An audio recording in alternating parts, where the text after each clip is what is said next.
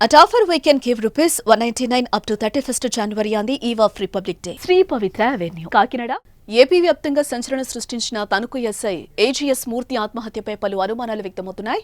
రాజకీయ నాయకులు పై అధికారుల వేధింపులే కారణమన్న అనుమానాలకు బలం చేకూరుస్తూ నెట్లో ఆడియో వైరల్ అవుతోంది.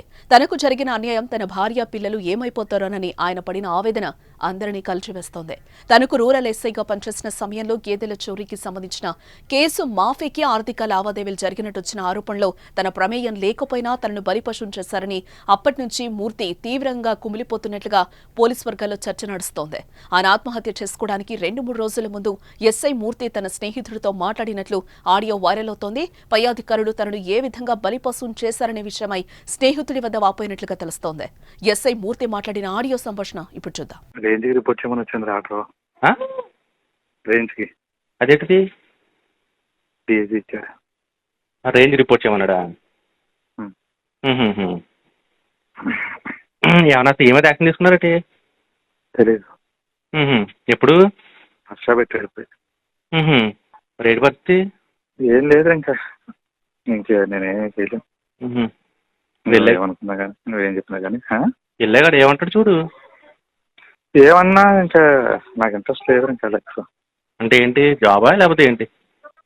లైఫ్ ఇంట్రెస్ట్ లేదురా, నా వల్ల కాదురా, చాలా ఇబ్బందిగా ఉందంట. నన్ను మోసం చేసిన హ్యాపీగా ఉన్నా తప్ప నీ అమ్మ కర్మ కానీ ఫర్దర్ ఏంటి అనేది ఇంక నువ్వే డిసైడ్ చేసుకోరా. ఇక నేను చెప్పేది ఇంకేం లేదు, నా చేతిలో లేదు, నా వల్ల కాదురా. దాకేదో పెట్టి అలా గెడుతున్నాను కానీ ఆ కృష్ణకుమార్ గారు ఆ నాగేశ్వరరావు చేసిన పనికి నిజంగా ఈరోజు నేను ఇంకా ఏదో అలాగే గెంటుతున్నాను. పొల్లి వీఆర్ భీమవరం కదా, సర్లే చూద్దాం. మరి సడన్ గా మళ్ళీ రేంజ్ కూడా ఏంటి తెలీదు. ఏమో ఇప్పుడు వచ్చింది, ఆర్డర్ పెట్టారు. వాళ్ళు ఇప్పుడు దాకా ఉన్నావు, ఇప్పుడు వెళ్ళి ఒకసారి అసలు కనబడాడు, నాకు లూప్ కావాలండి, నేను ట్రాన్స్కి వెళ్ళిపోతున్నాను, అడుగు వస్తున్నాను, ఏమంటాడో చూద్దాం పని.